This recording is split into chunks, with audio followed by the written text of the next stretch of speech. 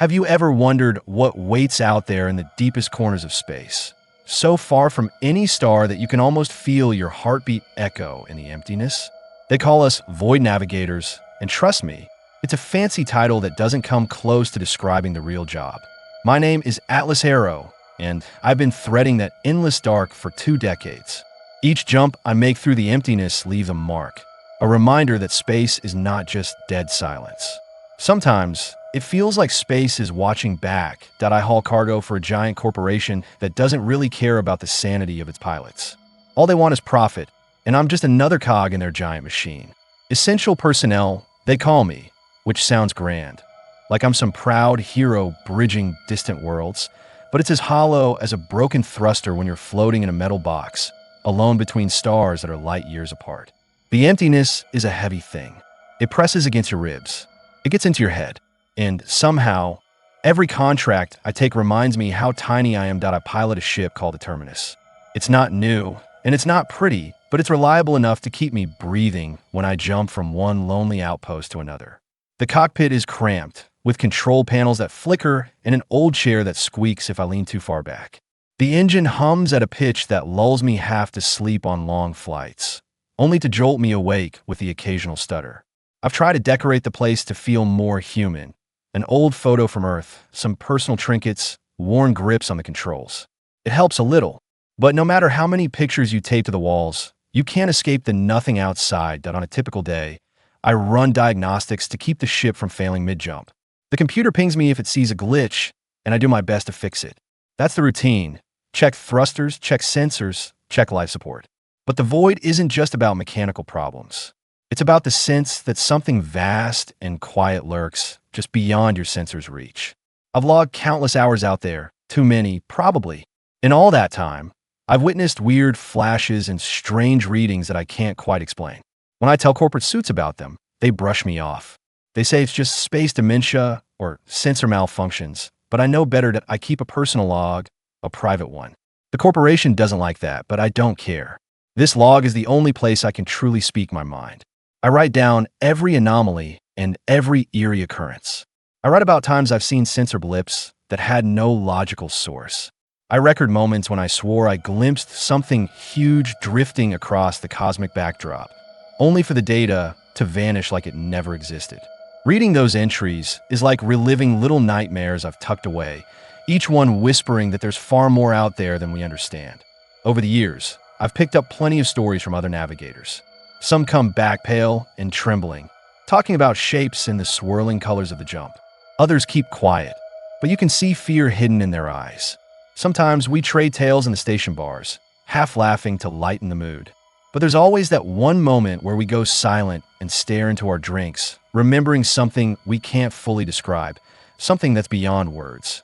Not too long ago, I made a regular jump to a place called Haven's Rest. It's an independent fueling station carved into a rocky asteroid near the edge of charted space. You'll find all sorts of folks there, ex-corporate types trying to stay off the radar, free spirits who value their independence, and cargo haulers like me in need of a break. After weeks of solitude, Haven's Rest feels like a party no matter how dingy the corridors are. The station has a few shops, a makeshift bar, and a view of a distant nebula that lights up the windows in soft blues and pinks. It's not paradise, but when you've been living in a metal can for weeks, it's a good place to remember you're still human. When I arrived at Haven's Rest, I went through the usual motions. The terminus docked with a clank and a hiss, and I stepped onto the station, feeling the buzz of life around me. That first breath of recycled station air was oddly comforting. There was the smell of cheap coffee and fried food, plus the rust of old metal. It was such a contrast to the crisp, filtered air in my cockpit. I headed to the local bar, known as the Void's Edge, because I needed to unwind before my next haul. Jeb, the bartender, is an old spacer himself. He's got scars that suggest a rough past, and a voice that sounds like it's been dragged over a gravel road. He knows more rumors than most. When he pours you a drink, he often adds a short anecdote about ghost ships or missing crews that I took my usual seat at the bar. He nodded, poured me a shot of something strong and brown, then followed it with a cup of coffee, so black it might as well have been engine oil. I was about to relax when I overheard a conversation about a missing Titan-class hauler near the Hades system. Rumor had it they lost contact after the crew saw something that spooked them. Officially, the corporation labeled it a drive malfunction. But Jeb, squinting over a glass he was polishing, said he believed it was something bigger. Voids aren't empty, he muttered. You and I know that, Atlas. Some hotshot kid named Corvus strolled over, bragging about a big new contract in some far-off part of the galaxy. He claimed he wasn't scared of the dark out there. I almost laughed. That kind of bravado only lasts until your first real scare. Then it breaks you, or you learn to keep your eyes and mind open. Not many folks get through their first cosmic scare unscathed. Another pilot, Greer, sat down quietly. He was different. Older than Corvus, younger than me, but with a haunted look. He sipped his drink and listened while Jeb brought him up to speed on the missing ship. Greer didn't scoff or roll his eyes. He seemed to take it seriously, like someone who knew all too well that terrifying mysteries roam in the dark. Eventually, we started talking, and he opened up a worn data pad filled with sketches and sensor readouts. One particular image caught my eye, a massive geometric shape that didn't follow ordinary rules. It looked a bit like the impossible figure I'd seen myself near Kepler. 186F, that memory still sends a chill on my spine. One jump, out of the corner of my eye, I spotted something so big it could have been a small moon. It appeared to be a complex shape of angles and edges, but the sensors picked up nothing. As soon as I blinked, it was gone. But it felt like it had been there, watching, analyzing. Greer's sketches looked identical to what I remembered. That detail shook me more than I cared to admit. I left Haven's Rest feeling uneasy, but also oddly determined. It's like the more I learned, the less I understood, and that mystery pulled me deeper. The next jump was standard enough. Run cargo out to a mining colony and collect my pay. But as soon as I triggered the void drive, that swirl of colors outside the ship gave me the familiar sense of vertigo, and my mind wandered to Greer's data. I couldn't shake the thought that we were onto something major, something cosmic in scale. Midway through the jump, the ship's sensors flickered. No alarms blared, yet I saw the readings spike. I felt a weird shift, like gravity had momentarily taken a step sideways. Through the front viewport, something rippled. It was faint like a heat haze on a desert highway, but we're talking deep space. There's no heat out there to cause such distortion. Then a shape emerged. It wasn't a spacecraft. No engines, no windows, nothing that suggested it was made by people. It was huge and multi-angled, almost like a twisted polyhedron that kept rearranging itself. My eyes were telling me I was seeing something physically impossible, but the rest of me whispered that it was very real. For a few seconds, it hovered outside, as though peeking in on me. A feeling washed over me, like a monumental presence, noticing me the same way a person might notice a curious insect. My hair stood on end. Then, just as quickly, the disturbance collapsed in on itself, and my sensors returned to normal. I jolted forward, breathing hard, unsure if I'd imagined the whole thing, but I logged every detail in my personal log, describing the angles, the colors, the way it seemed to shift. I doubted the corporation's official logs would show anything except slight sensor anomaly. They love explaining away anything that doesn't fit the narrative that space is just an empty highway for commerce. But I knew the truth. Something is out there, and it's far beyond our understanding of physics. When I arrived at the mining colony, the daily grind was in full swing. Machinery rumbled, dust coated the halls, and exhausted workers shuffled between shifts. I felt like I was on another planet mentally. While they worried about meeting quotas, I was trying to process a cosmic encounter that challenged everything I thought I knew. One of the older miners, name tag reading Elder, approached me in the mess hall. He gave me this knowing look, like he could tell I'd seen more than a routine jump. He asked if I'd encountered anything unusual out there in the darkness. At first, I hesitated because not everyone is open to these stories. But the way he looked at me, steady calm, I decided to share a bit about the shape I'd seen. He didn't even blink. He nodded and said, "They're out there. We don't have words to describe them, but I've heard the rumors for years." He told me some folks think they're ancient machines or watchers that observe us. Others think they're living beings that slip between realities like it's no big deal. Talking to him made me feel slightly less crazy. At least I wasn't alone in my experiences. Before I could ask more questions, I received a sudden message. It was from Greer. His note said he'd found coordinates where these strange phenomena were more frequent. A dangerous corner of uncharted space. He was heading there to investigate and wanted me to join if I had the nerve. I should have stayed on schedule and followed my corporate assignment. But the pull of that message was too strong. Part of me was terrified, but another part felt that if we didn't try to learn more, we'd always be in the dark, haunted by half-truth that I set the terminus on a new course. The autopilot chimed as I overrode my usual route. The corporation wouldn't be happy, but if I uncovered something truly groundbreaking, maybe it would be worth it. The hum of the Void drive started up again, that low vibration that resonates right in my bones. I leaned back, let out a long breath, and stared at the swirling lights as the ship entered the jump.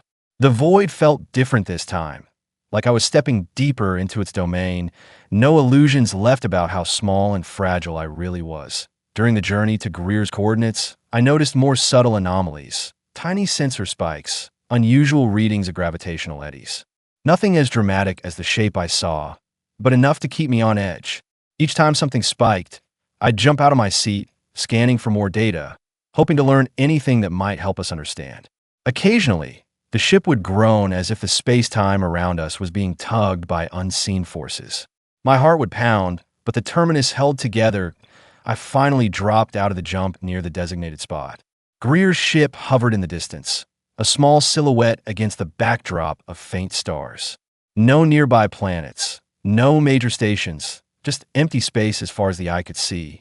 I opened a comm channel, and Greer's voice crackled in. He sounded nervous, but also eager. He said he'd detected patterns that suggested another anomaly was about to appear.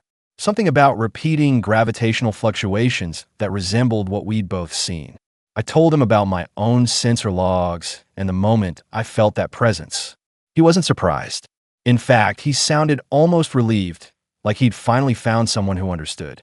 Together, we decided to wait and observe that we shut down all non-essential systems to minimize interference and drifted, relying on minimal thrusters to stay within sensor range.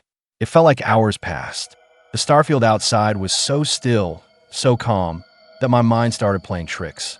I'd imagine movement in the black or shapes flickering at the edges of my vision. Each time, I'd blink and see nothing but swirling dust. My only company was the steady beep of the sensor console. Suddenly, I heard Greer over comms, his voice tense. "Atlas, are you seeing this?" My console lit up with warnings about local gravitational distortions. I looked out, and there was like a doorway ripped open. Except this time, it was bigger, clearer. That same geometric impossibility hovered, but now it appeared to pulse with a faint glow. It reminded me of a living, breathing thing, shifting and twisting in ways that hurt my eyes. Why sensors registered fluctuations in time-space geometry. Data poured in, lines of readouts that made no immediate sense. I heard Greer describing a wave of energy that felt like it was scanning us. My hair stood up again, that familiar sensation of being scrutinized by something far beyond me that I tried to hold steady, fighting the instinct to flee. We wanted data, so I recorded everything, filling the log with raw sensor information. My heart pounded. Then, all at once, there was that sense of contact, a mental whisper that wasn't in any language. I can't exactly describe the feeling. It wasn't threatening. It wasn't friendly either. It was more like an intellect acknowledging us, the way a person might briefly notice a curious insect before moving on to bigger things that a few seconds later, the anomaly shrank into itself, collapsing like a star that had chosen to wink out rather than explode. The readings tapered off to normal cosmic background levels. The only sound left in my cockpit was the pounding of my own pulse in my ears. Over the comms, Greer's breathing was ragged, like he'd run a marathon inside his ship. We stayed on the line, not talking, just sharing the moment of baffled awe. When we finally spoke, the words were shaky. We agreed that whatever these shapes are, they aren't random. They might be artifact from an ancient civilization, or beings traveling through planes of existence we can't fully grasp. We had no proof beyond a mountain of bizarre data and personal experiences that would make any corporate official roll their eyes. But we knew they were real. We felt in the days that followed. Greer and I compared notes extensively. We cross-referenced star maps, gravitational signatures, and other logged anomalies from different parts of the galaxy. Patterns emerged, faint but undeniable, like a puzzle with half the pieces missing. We saw that these encounters often occurred near gravitational fault lines or uncharted regions. As if these phenomena were drawn to places where the fabric of space was already thinned, I found myself fueled by a sense of mission, even though I'd ignored the official route. The corporation probably had a million messages piling up for me, demanding to know where I was, threatening to revoke my contract. Funny thing was, I didn't care. After drifting through the void for years, feeling numb and small, I now felt alive with purpose. Finally, I had something worth risking everything for. Greer was similarly driven. He talked about a cosmic blueprint, as though there might be an overarching intelligence behind these shapes, a grand design playing out on a scale we couldn't imagine. He admitted it was speculative, but we were free to entertain such ideas out here. Nobody in a corporate boardroom was listening. Nobody could scold us for thinking outside the lines that we spent more time searching, hoping for another peek behind the cosmic curtain. Sometimes, we found minor distortions or fleeting bursts of unknown energy. Other times, we saw nothing at all, just the silent emptiness that reminded us how alone we were. Each day, we exchanged updates, half frustrated, half excited. Meanwhile, my personal log became a messy tapestry of data points and personal ramblings. I'd write about how I couldn't shake the feeling that the void was more alive than we ever suspected. I'd write about how, when I stared into those swirling lights during a jump, I sensed invisible watchers. It made me wonder about the old stories of travelers lost in space who claimed to have found entire invisible structures drifting in the dark, older than any known civilization. I used to dismiss those as tall tales told by bored pilots. Not anymore. Word started spreading among other outpost drifters. A few old-time navigators reached out discreetly, sharing their own hush-hush experiences, relieved to have someone willing to listen without ridicule. They told stories of entire fleets going off course, guided by illusions of phantom beacons. They spoke of strange whispers over comms when they were supposedly out of range of every known station. No official record exists for these tales, but that doesn't mean they're not real. T1 point. I returned to Haven's Rest. The station felt different, maybe because I had changed. I was no longer just a tired pilot looking for a cheap drink. I had brushed up against something vast, and I wanted to learn more. Jeb noticed it the moment I walked in. He didn't have to ask questions. He could see the haunted excitement in my eyes. He handed me a drink, and I told him a bit about what Greer and I had discovered. He listened silently, then placed a hand on my shoulder and said, "Take care out there." It was simple, but it spoke volumes. Corvus was at the bar too, still bragging about a route he'd managed to complete. But he seemed less loud, like maybe something out there had humbled him, even if just a bit. When he heard a snippet of what I was talking about, his eyes flashed with a mix of curiosity and dread. "Are you serious?" he asked, voice suddenly shaky. I just shrugged. He didn't need a lecture from me. Sooner or later, the void humbles everybody to be why the time I undocked from Haven's Rest again, I had renewed determination. Greer was out there, scanning new sectors. I loaded fresh supplies. My official employer would be furious, but my mind was made up. There's a limit to how long you can ignore questions once they bury themselves in your psyche. I fired up the terminus and broke away from the station, leaving behind the comforting glow of human life for the cold, silent promise of the unknown. As the stars stretched into blurred lines, I felt the usual jump sickness tug at my gut. Yet beneath that, there was a flicker of excitement. We're explorers at heart, aren't we? Humans reached out into space for answers, for adventure, for something bigger than day-to-day survival. Maybe, just maybe, we found it, or it found us. The question now is whether we can handle what we've stumbled on. Why next jump brought me further than I'd ever gone.